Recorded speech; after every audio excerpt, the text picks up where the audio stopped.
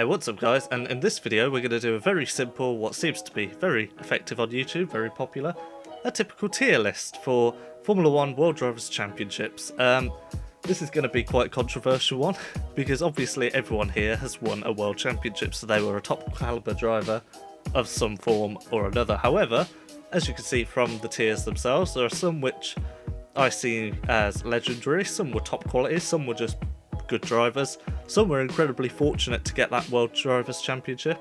They're all fortunate before anyone says that, but I mean, there's fortune of finding yourself in the right car and the right team consistently year after year and putting yourself in a position to be able to win those championships, and there's fortunate as in winning the championship just by complete, not fluke, but by outside influences, I guess.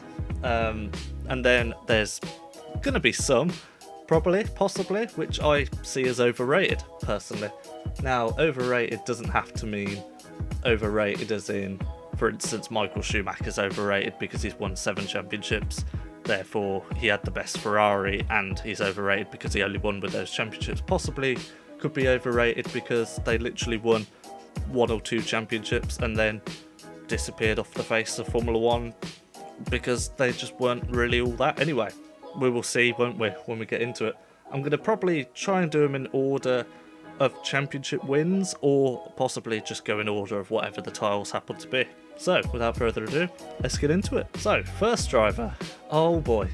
Okay, first driver, Mika Häkkinen. Now, Mika Häkkinen, I don't know, he was very, very, very good, obviously, in Formula 1. He outqualified Senna in his first qualifying in Formula 1, for McLaren, when he joined McLaren in '93 to replace Andretti.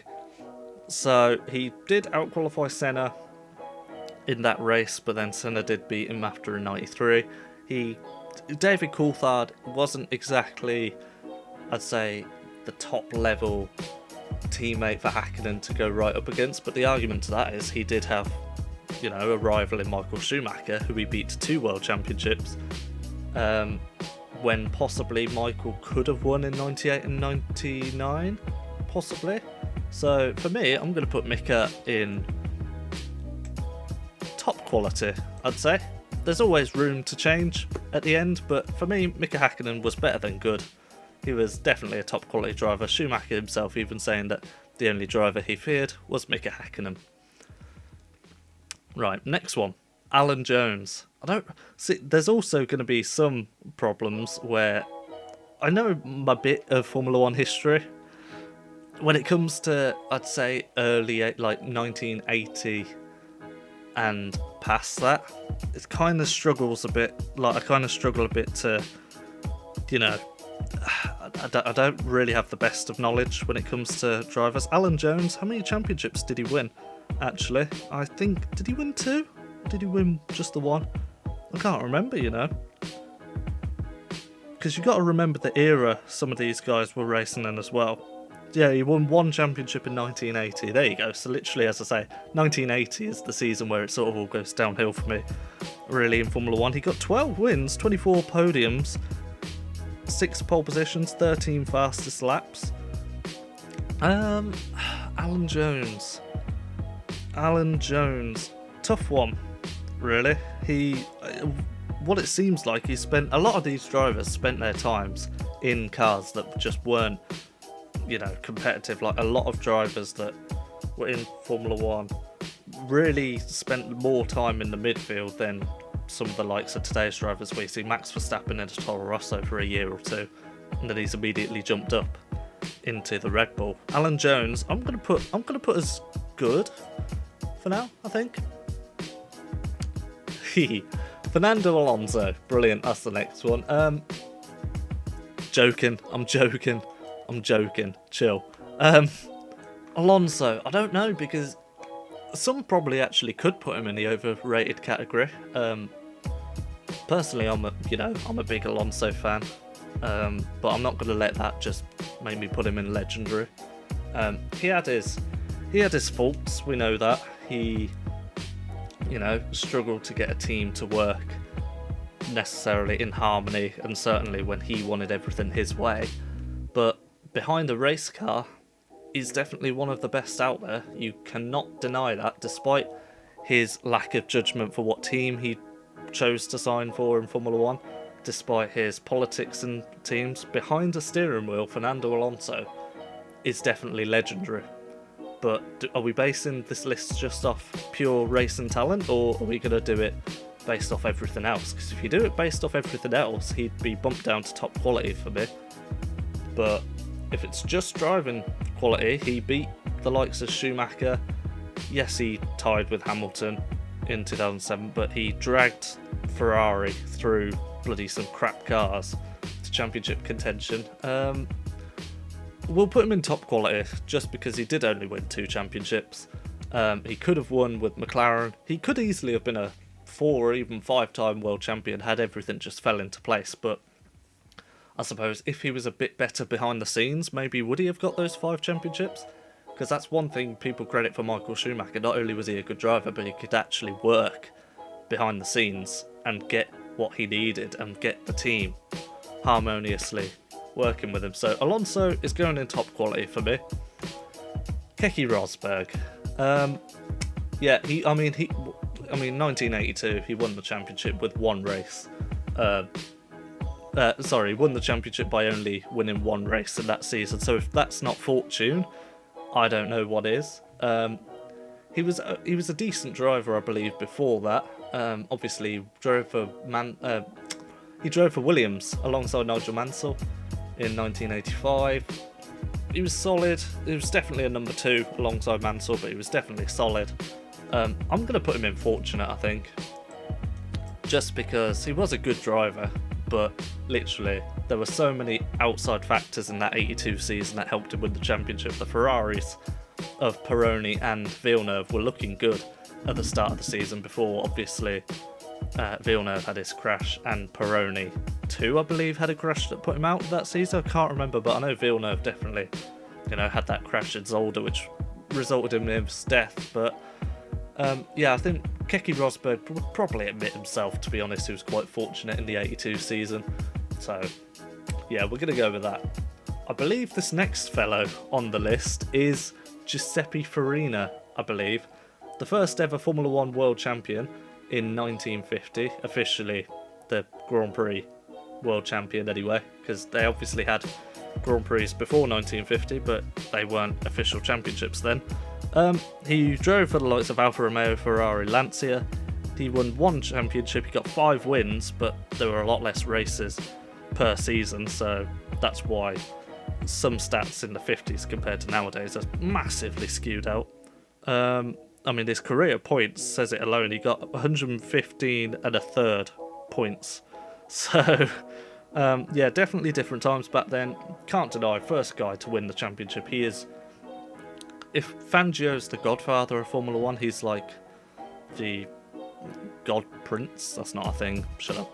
But, I'll put Farina in fortunate. He was a good driver, but in terms of a world champion, the only reason why he won that season is because of the reliability issues that Fangio had in that season. So put Giuseppe Farina in fortunate.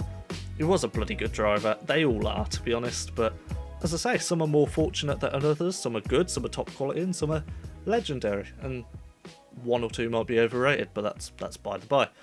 Next guy, Ayrton Senna. I'm not going to talk about this.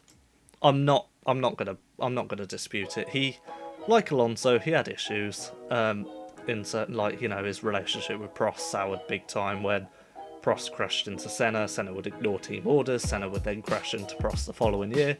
But I think just the amount of talent he actually had massively outweighs those issues. And don't forget, he did have a good heart as well in, Eric Comas in 92, possibly saving his life. But I think Senna definitely, in pure skill-wise, is possibly head and shoulders above every other driver on this list. I'm not too sure, but for me, he's instantly going legendary. I'm not going to talk about it that much. I believe this is it's not Phil Hill. Is it Jack Brabham? I believe that's Jack Brabham. Again, don't really know too much about Jack Brabham. I think he won a championship, or he won 3 world championships actually. Bloody hell, 3 world titles. If there was an underrated section, I'd definitely put him in there, because no one talks about that. 3 world championships for an Australian, bloody hell, decent going. 31 podiums, 14 wins, 13 pole positions, 12 fastest laps. Bloody hell, his first entry was in 1955 British Grand Prix, and his last entry was 1970 Mexico. So he was in F1 a while, which not a lot of people back then were. His first win was 59 Monaco, and his last win was 1970 South Africa. He won the championships in 59, 60 and 66, so completely different. You know what, I'm putting him in top quality, because the 1959 cars, as I probably might do a video in Assetto Corsa, the cars in early 60s massively changed, like from early 60s to 66, and for him to adjust like that and even winning races in the 70s, yeah, he's top quality driver for me. That I'm not really gonna,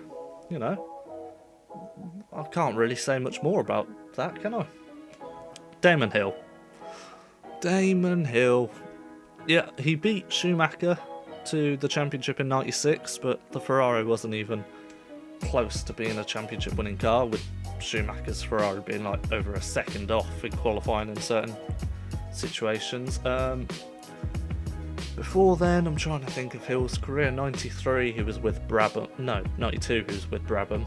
Can't really justify anything for that. 93 he was alongside Prost, and got a few race wins in there, but I feel like Prost's motivation once he'd wrapped up the championship or was so far ahead probably dipped a bit, like we've seen with Hamilton. Hill obviously then had to lead Williams after Senna died in San Marino, so that's a massive responsibility to take, I guess, for a driver, the team leader essentially, and someone so iconic as Ayrton, being killed in one of the cars you're racing in, to then have to lead that team to championship glory, which he tried to in 94. I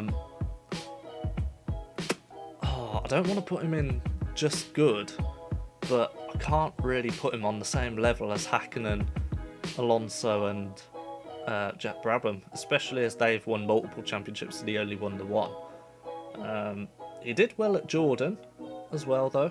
To be honest, he got Jordan the race win in Belgium due to team orders, but he nearly got Arrows a race win at Hungary.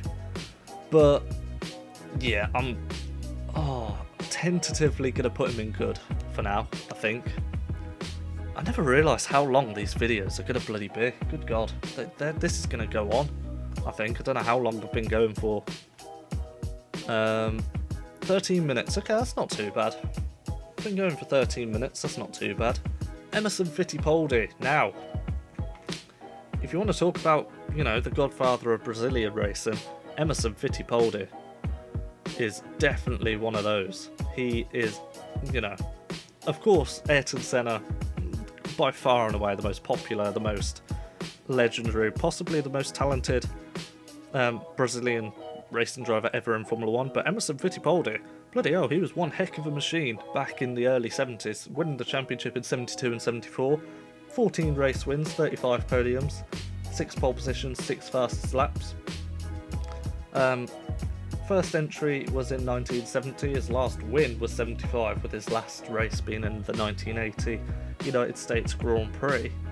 Emerson Fittipaldi, I don't know too much about Emerson, but I think he's won 2 championships. I don't really know. The Lotuses were pretty dominant those years, I think. I think those Lotuses, I don't know whether they're head and shoulders above the rest of the field, but I think Niki Lauda came close to 74, I believe, to the championship. I'll put him in top quality, but again, tentatively. Fangio. Boom. Legendary. I'm going to actually, put him ahead of Senna in that as well, because to win 5 world championships in a time where you had no idea if you were coming out alive after the race, you know, if you could survive those races, just the cars were completely different drive, the safety gear was so much less. He had just this gift to, you know, Moss has said it himself, Sir Sterling Moss, you know, Fangio just did things in a car that no one else could even do. He had some of the most dominant, you know, records, or had some of the most dominant records in Formula 1. And to be honest, for it to take so long as it did for someone to beat 5 world championships of Fangio's, that for me just reinstates why he's the godfather of Grand Prix racing. So, legend for me. Alain Prost. Now, Senna fan that I am, instantly wants to put Prost lower. Instantly wants to put Prost lower than Senna, but Prost did win more championships than Senna. Senna did spend, you know, a couple years in a car that potentially wasn't going to win the championship, but then again, Prost in the 70s spent time in cars that wasn't going to win championships just due to Renault's unreliability. So, I'm going to put Prost in legendary. I think 4 world championships, how can you can't really go against that. And he didn't win the championship in, I think the only real dominant championship he won was 93, if I'm not mistaken. He won the championship in 1985, which was fortunate, just because of the fact that Mansell's tyre blew in that Adelaide Australian Grand Prix. So he was a bit fortunate with that, but to win it in 86, I think the McLaren, was it the best car? No, I think the McLaren might have been the best car in 86, but it wasn't by a long shot. It was, you know, there were some competition there for Alain in the 1986 F1 Championship. And then he won in 1989 due to, I don't even want to talk about that. That wasn't his, well, it was his fault, he crashed into Senna. But if we're going to put Senna in legendary for making accidents and causing things and having bad politics, then Prost has to go in there as well, surely. I mean, Prost didn't win those championships in 85, 86 by landslide, so he didn't have the best or the most dominant car, for those. So that's why he's going up in legendary. 4 world championships. I'm not arguing with that. Graham Hill. Mr. Monaco, of course. The man that had the most amount of race wins at Monaco. I'm not sure whether he still holds that or whether Senna did beat him. I'm not sure. With Graham's talents, he was up against some fierce competition, the likes of Jim Clark, I think Jackie Stewart as well. He won 2 world championships in 62, 68, 14 race wins, 36 podiums. Drove for a whole heap of teams during his Formula 1 career. And, well, no, not for his Formula 1 career. His 24 Hours of Le Mans as well, which we can't forget. He has the Triple Crown as well, does Graham Hill. Indy 500, Le Mans 24 Hours, and obviously Monaco Grand Prix. So I'm going to put him in top quality. Put him ahead of Emerson, I think, and probably ahead of Jack Brabham. That's Graham Hill. Who's this fellow? I can't tell who that is. These black and white images. I can't tell who that is. I'm going to come back to him at the end just because I haven't got a clue who that is. Jackie Stewart. I don't want to put too many people in legendary because then I think it devalues the whole point of a legends bit. I'm going to put him in high top quality, ahead of Hakkinen and ahead of Alonso. Yeah, Jackie Stewart could go there. 3 world championships in Formula 1, of course. Again, still a dangerous time in Formula 1. He had 99 race starts, 27 race wins, so nearly a third of the races he took part in he won, which is a pretty impressive feat. I'm not sure what his pole position stats are, but poles don't get you championships, so I mean, that's why the likes of Lewis Hamilton beating Schumacher's pole position is kind of irrelevant, because there are more races a season now anyway, and pole position doesn't get you championships. So that one's a bit irrelevant. Jackie Stewart also changing the landscape of Formula 1 with its safety. Not really anything to do with driving, but I mean, he was a bloody good driver to win 3 championships, clearly. A third of the races he took part in. Definitely a top quality driver. Look at this fellow. Mr. Clickbait himself, Mr. Headline himself, Mr. Debate himself, Mr. Unpopular Opinion. He's going in overrated because he had a very good car in 96 against Damon Hill, and he didn't beat Damon to the championship, who I've already said Damon's a good driver, so I mean, Damon's obviously a good Formula 1 driver. I feel bad for putting him in good, but as I said, it can be changed. He's a good driver. Whether Jacques Villeneuve should have been a better driver than Damon Hill, I think a lot of people probably expected it, 'cause how well he did in Champ Car in America. However, America racing is very different to Formula 1, and that's why I've never understood why people say that someone in a certain category automatically would do brilliantly in Formula 1, because it doesn't mean that at all. Stoffel Van Dorn, he did well in GP2, won the championship by a mile, came into Formula 1, struggled like hell, and there's been numerous accounts of that as well. Now, I mean, Jacques Villeneuve, yes, he was a good Champ Car driver. He won Indianapolis in 95, the 500. He won the the IndyCar kart, championship, and he won the 97 championship, but the Williams was so much better than the Ferrari that year for the majority of the season. And I think, he just about took the championship to the last race, didn't he, against Schumacher? So, I mean, overrated, I'd say, because even after that, when he went into cars that were less competitive, he was just wiped the floor with by most of his teammates. So, yeah, for me, he's definitely overrated. Who's the next one? Who's the next one? James Hunt. Oh, James Hunt. He's a good driver, obviously. They all are, but can't deny how fortunate he was in that 76 championship with Niki Lauda's accident. So for me, if I were to put him above fortunate, it would be sort of a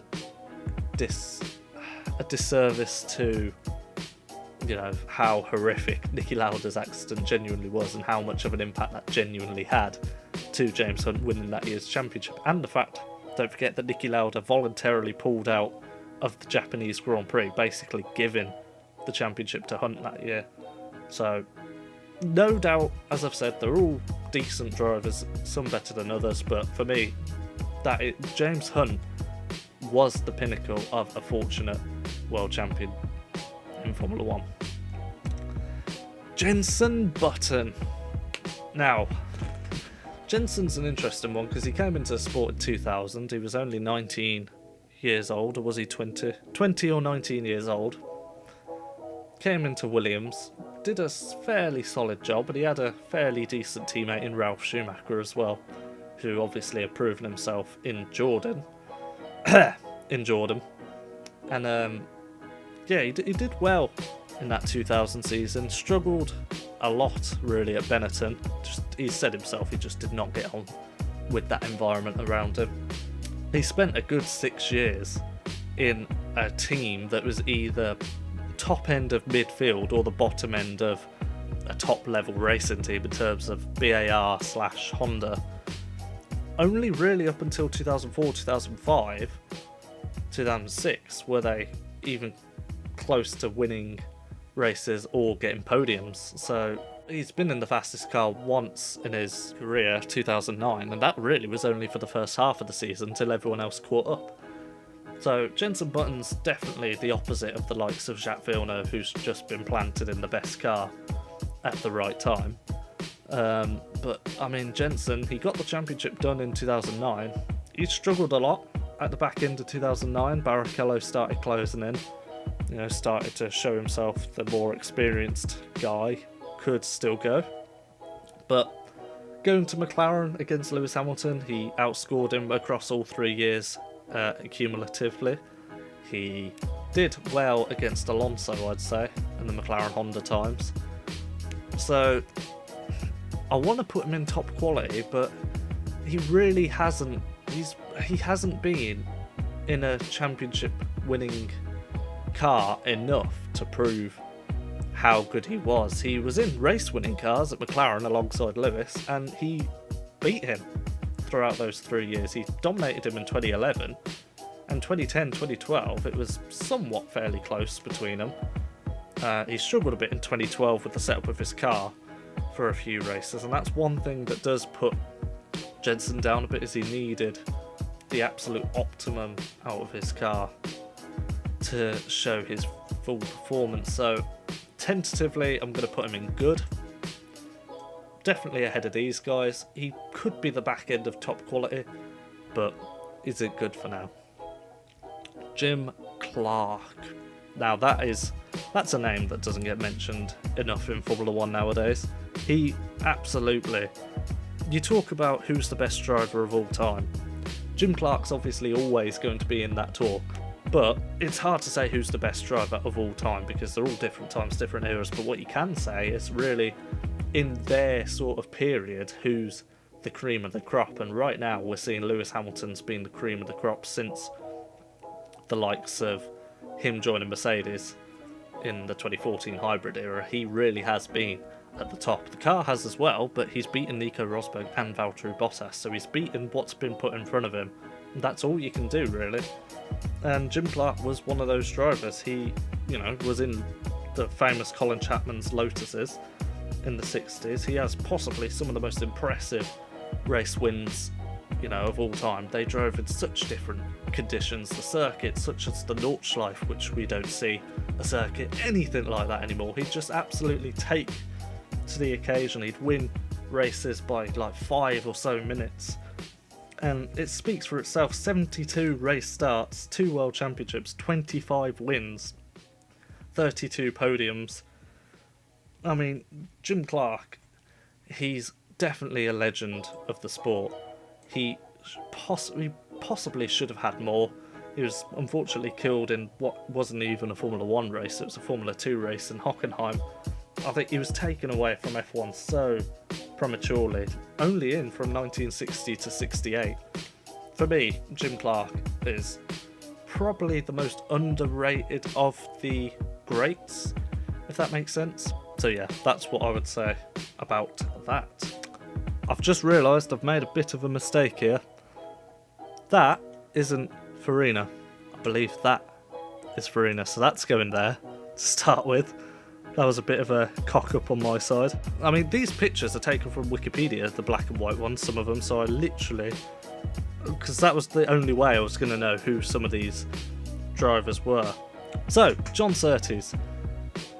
I mean, I've just said what I've said about Jim Clark. John Surtees is very close to that. He is the only driver to have won the motorcycle championship and a Formula 1 World Championship. He drove from 1960 to 72, only had 6 World Championship wins and 1 championship season win. I worded that terribly, I'm so sorry. He won 6 races in Formula 1, won one World Championship in 1964 out of 113 starts. I don't know how many years he was in a good car, how many years he wasn't in a good car, so I can't really say too much about that, but I think the fact that he won the motorcycle championship and the Formula 1 championship definitely puts him up there in terms of a racing person, because you can't say driver because you ride a motorbike. So for me, I'm going to put him at the back end of top quality just because they're 2 very different sports, especially back then. Bloody motorcycle champion and Formula 1 world champion. We'll come on to someone else that won championships in 2 different categories as well. I know Villeneuve did, but Villeneuve. Yeah, just the fact that he could not perform as well as he could against fresher talent in what was pretty decent cars said a lot to me, really. Next person, Niki Lauda. Now, for me, Niki, it's unfortunately we lost him earlier this year as a result of those, horrific conditions that he'd been left with after the crash in '76 Germany at the Nürburgring. 3 world championships to his name, all in very different sort of cars in Formula 1. I know he won in 77, I think he won in 75, 77 and 84. Now the 84 one for me is impressive. The 75 one was, really solidified him as a good Formula 1 champion.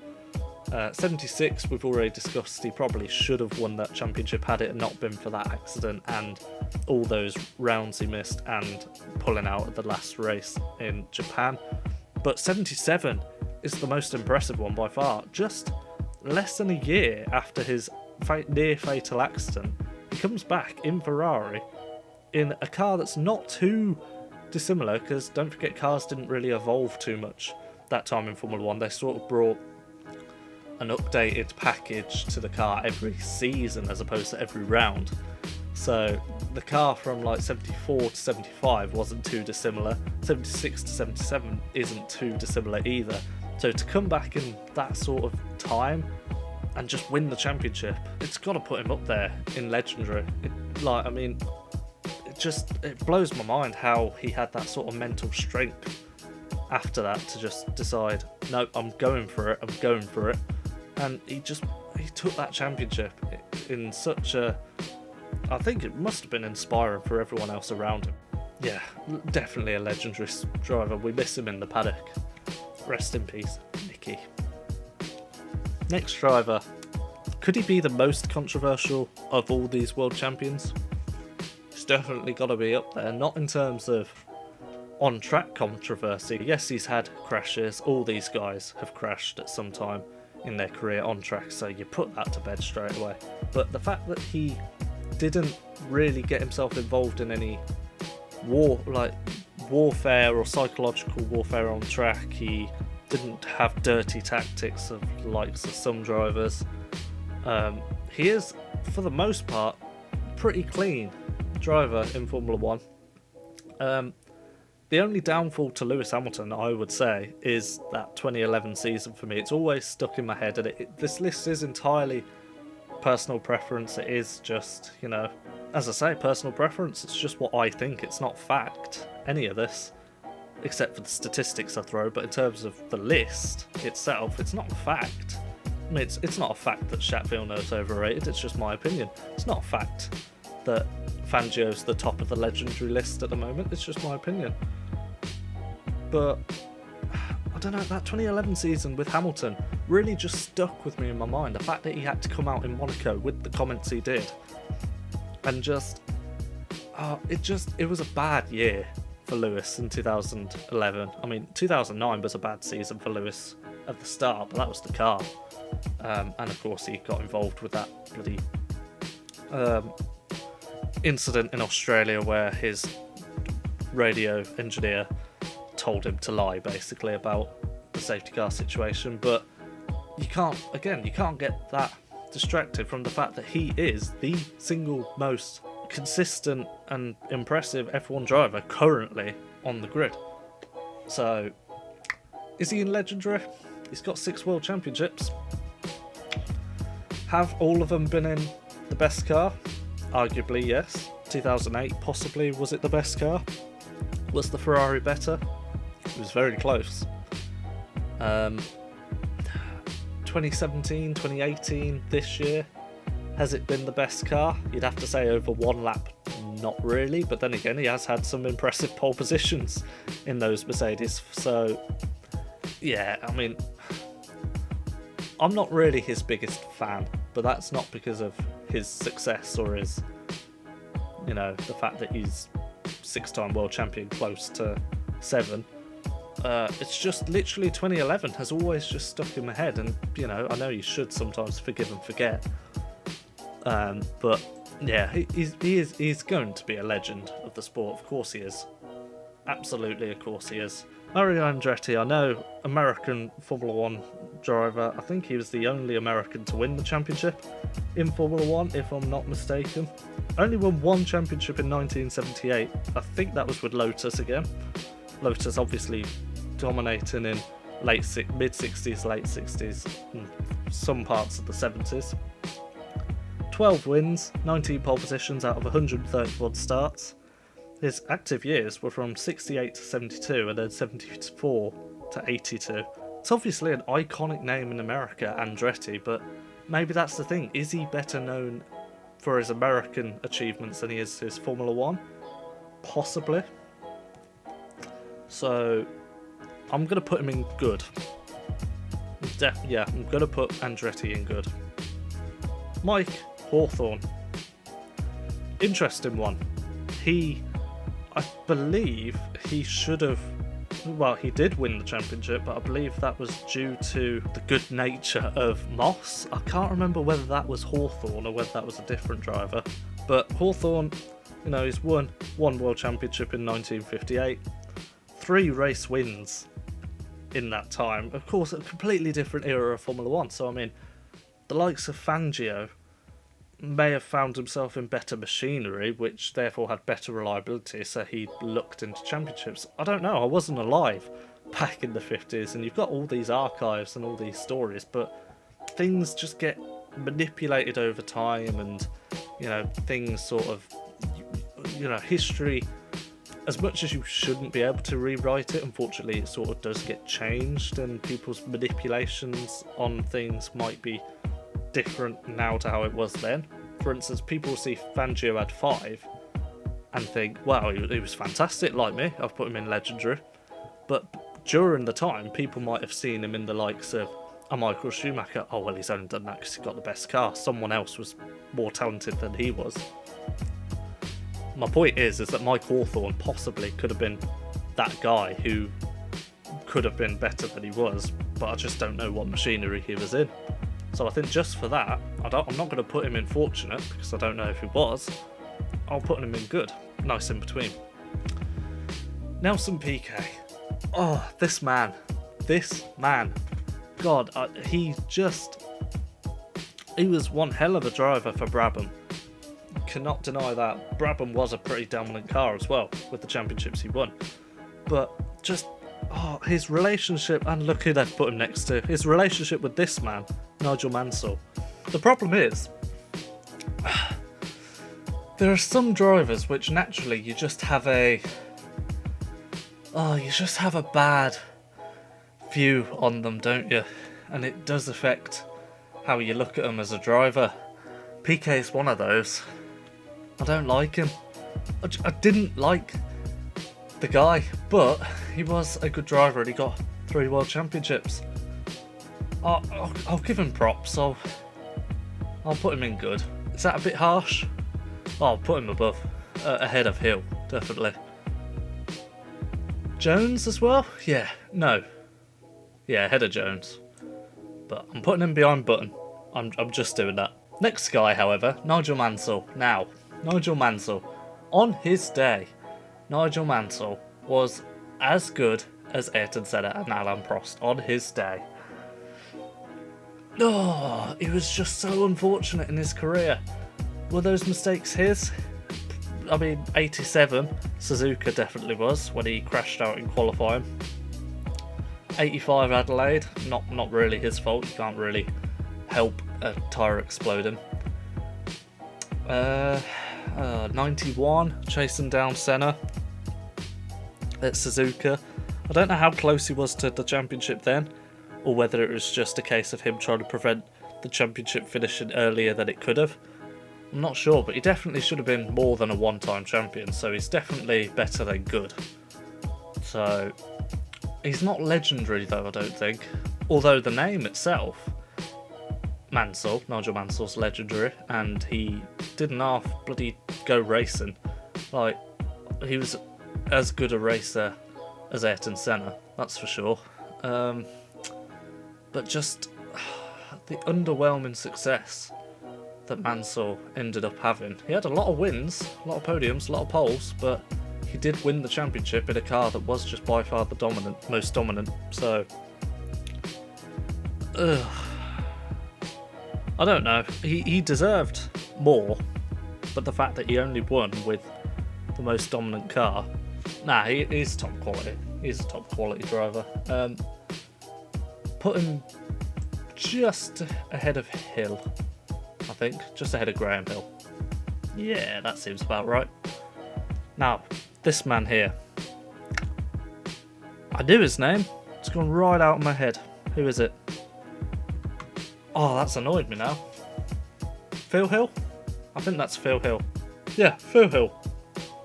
Just as I thought, Phil Hill. Now, I believe, was he Ferrari's first world champion? I think he was. Not sure. I never realised he was American either. He's not related to Graham and Damon Hill. He won one world championship in 1961. Drove for a whole array of teams in Formula 1, Maserati, Ferrari, Cooper, Porsche, and Lotus, McLaren, Eagle. See, Phil Hill is a name I coincide with Eagle for some reason. Don't know why, maybe that's just Grand Prix Legends. That's the team he happened to drive for then. But he won his first race at the 1960 Italian Grand Prix, and his last win was the 1961 Italian Grand Prix. Another driver with a championship to only have 3 race wins. 16 podiums, 6 pole positions, so it was fair to say he wasn't too bad at qualifying. He got 6 pole positions out of 52 entries into Formula 1. Phil Hill, I honestly thought he had more championships than just the one, so just for that alone, he can be put in good. Back end of good? Probably, I would say, actually. Kimi Räikkönen. This is possibly the most interesting driver to talk about in the 20th century. 20th? 21st. Get that right, Tom. Because he was so damn quick at McLaren. I mean, 2004, 2005, 2006. He was so quick in those McLarens.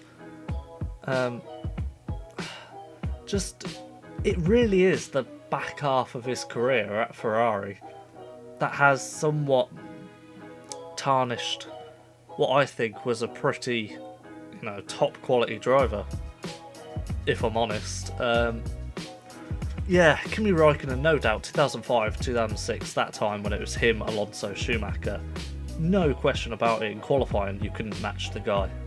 He was just so good. Qualifying was different back then, so you qualify on whatever fuel load you wanted, so some would be lighter, some would be heavier, but he would still bang it out in qualifying. But he won the championship in 2007 by a point in the Ferrari, when arguably the McLaren was the quickest car across the season. So he was fortunate for that the McLaren drivers battled, but he deserved it more than just being gifted a championship, I would say. 2005, he just had horrible reliability in that McLaren, otherwise he could have been world champion. Coulda, woulda, shouldas though, doesn't really matter, does it? But I am going to put him at the top end of good with JB. Just, come on, put him in front. Okay, it doesn't, there we go. Just that, since he came back to Ferrari in 2014, whether you like it or not, people, he has not been the same driver. He got that win last year in Austin, Texas, in 2018, and I was happy. I was one of the happiest people that wanted him to win, but he should have won more. He should have been better than he was. Got smacked by Alonso in 2014, 15, 16, 17. Maybe not so much 17, but 15 and 16, he just did not turn up, really. There were too many times where he was too far off Sebastian Vettel. And he did well in 2018, the back end, once Ferrari had said they weren't going to renew. But he is a good driver. I'm putting him in good. It is sadly the second Ferrari stint that had tarnished his reputation in my eyes. But that's how it goes sometimes. Now, Jochen Rindt, the only posthumous Grand Prix world champion in Formula One, sadly was killed at Monza in the 1970 season. Looking good for the championship, obviously. Sadly, he was involved in a horrific accident and came out at the end of the season that he had won the championship. As I say, hopefully, fingers crossed, the only posthumous world champion we ever have, because that must have been devastating for the family and that. Yes, he won the championship, but what's to celebrate? Nothing to celebrate about that. 6 race wins, 13 podiums, 10 pole positions, 3 fastest laps. Now, anywhere I put him really could be seen as controversial, because apparently back in those 70s he was seen as like the next big star of Formula One. So I'm gonna put him, I think I'll put him top end of good, just because we didn't see a lot of Jochen Rindt in Formula One. His first entry was 1964, so he had 6 years, but as I say, I'm not too sure. I think he spent most of those years in privateer teams and cars that were either too reliable, too far off the pace. So yeah, Jochen Rindt, he's a good driver. Next up, Jody Scheckter. I think he's our only South African world champion in Formula One. Actually, funnily enough, he had a farm. Not a farm, sort of like a farm restaurant / cafe, not too far from me.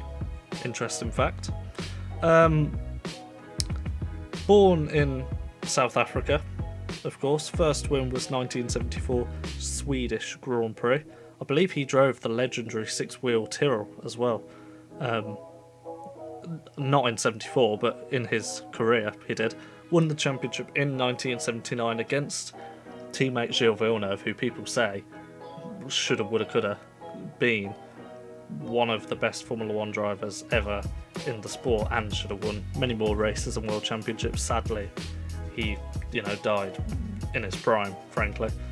But Jody Scheckter, 72 to 80, drove for McLaren, Tyrrell, Wolf, and won the championship with Ferrari in that 79 season.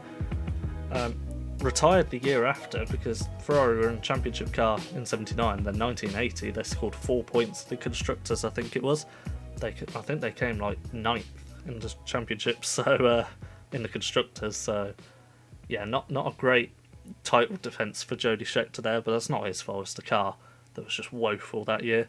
Won 10 races out of 112 starts, 33 podiums, 3 pole positions, 5 fastest laps. Again, a lot of these drivers that win just one championship, a lot of them do end up just proving themselves to be a good, solid driver that were voice crack, that just saw themselves in the best car at that time. And of course, the best drivers do find themselves in the best cars. That's just how it works. You rarely ever get a horrible driver, someone that's just slow, off the pace. You rarely ever see them step up into the top car. So there's a reason why the best drivers are in the best cars.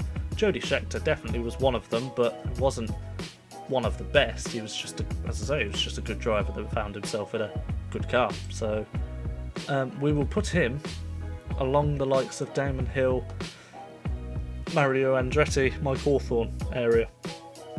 Now, the GOAT of all time, Michael Schumacher, statistically, in terms of championships, yes. In terms of race wins, as of this moment recording, yes. Obviously, Hamilton's beaten him to pole positions, but one thing you have to remember is qualifying in his day was so different. You'd qualify with different fuel loads, so literally you'd get a Honda qualifying on pole position because they put in like a 10 lap worth of fuel in the car, whereas Schumacher and others in top tier cars would carry more fuel into the race because it would be a faster race strategy. So that's why the qualifying sort of is skewed so much, I'd say. and the fact that there are just more rounds now than when Schumacher was racing and he took part in 16 races a year. Hamilton's now taking part in 21 races a year. It's more chances to get pole position, isn't it? It's more chances to win races as well, which is why Schumacher's record's still pretty impressive. So for me, whether you like his off-track antics or not, which, to be honest, it's not working. I'll talk about him a bit more, shall I? Yes, his on-track antics were... Some of them were reckless, ruthless, aggressive, but so was Senna. So was Prost, who both ran each other off the road. So all three of those, really. I think it was Jack Nicholls that said it on BBC Sport. You know, those three had sort of like a dirty tactic, sort of like ruthless mentality, where they just had to and wanted to win, whereas Hamilton somehow has been able to keep himself composed to not get himself to that mental state, but yet still blows it out of the water. So that's arguably why Hamilton's considered one of the best. I don't think he is I don't think he is the best of all time, because as I say, you can't have a best of all time, but without a doubt Schumacher is definitely up there, and because he's got 7 world championships, he's still number 1 in my eyes. Maybe technically speaking, he was brilliant with the car. In terms of pure skill, don't know, maybe Senna and Fangio had more, maybe Clark had more skill, but Schumacher for sure is up there. Next guy, Sebastian Vettel. Now, Vettel, 4 world championships in the best car. Red Bull won the Constructors' Championships in all 4 of those years, so it was the best car, despite what Mark Webber could do with it. 2010, he looked into that. There's no denying that. He still had to win the race to put himself in the best situation, but he did look himself into it. 2011, no one was touching him. 2012, it looked like it was Alonso's year, wasn't it, really? Until that Asian leg of the season came, and that Red Bull, somehow, some way, it just stepped it up a notch, and Vettel was able to claw back a massive gap, along with Alonso's misfortune. 2013, again, start of the season, Red Bull looked okay, but it didn't look like the dominant car we'd seen in 2011, and it certainly, you know, I think he was still leading the championship, but it wasn't as convincing, and then second half of the season he won every single race. I'm not quite sure how that happens, and then obviously we know what happened in 2014 with Ricciardo. He got destroyed by Ricciardo, he didn't like those cars. The first year of Ferrari was a good one for him. You could see it rejuvenated him. He had that spark back. We saw Sebastian Vettel how we knew him, and then 2016, it just went downhill from there for Sebastian Vettel. I mean, he's not been that same driver we saw in 2010, 11, 12, 13. He's not been that same driver since 2016. He's had flashes of brilliance from 2016 till now, don't get me wrong, but that Red Bull era, yes, it was the best car, but he still nailed it at most of the weekends. And I don't think now he's the guy to leave Ferrari. He's in an Alonso situation where I think he's not fell out of love with Ferrari, but you can see it's not as strong as it used to be when he first joined. I mean, Alonso was euphoric about Ferrari when he joined in 2010. Same with Vettel in 2015. But as the frustration creeps in, that euphoria just turns into just stress and pressure to get there, and it's not done Vettel any good. Whereas Alonso, we saw his outbursts, but he was still able to keep it calm on track and still prove he was numero uno. Sebastian Vettel, I'm going to put him in top quality. He's a 4-time world champion like Prost, but he's not. I don't think he'll be remembered half as much as Prost. Purely the fact that he's now racing in a time where Hamilton is alongside him, and Hamilton now has more than Vettel. Think back to 2014, it was Vettel 4, Hamilton 1. Now, just 5 years later, it's Hamilton 6, Vettel 4. that's gotta be a massive downer for Seb. Yeah, I'll put him in top quality. I'm gonna put him just behind Alonso, in between Hakkinen and in between Mansell and Graham. Yeah, both red 5. Yeah, let's do that. Now, Nico Rosberg. What can you say about him? He did what was asked of him in 2016. Well, he did what was asked of himself in 2016 and won the championship. 2014 and 15, Hamilton had him, no doubt. 2016, he bounced back in such a good way that first half of the season.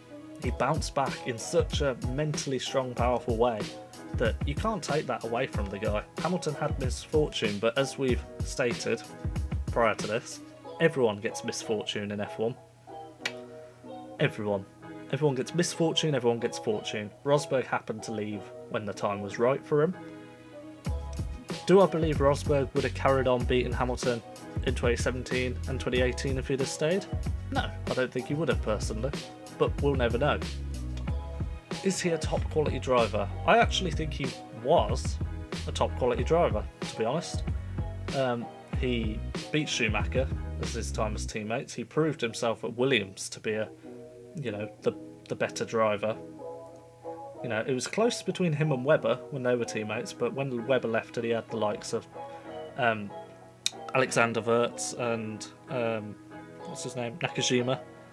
You just saw that's where Rosberg really made his name for himself, hence why Mercedes wanted him in 2010, and that's essentially what helped him build to the World Championship. The fact that he was with them from day one helped him an awful lot, especially, going up against the likes of Michael Schumacher, which then, he said himself, was good practice for when eventually Lewis Hamilton came. So I'm going to put him...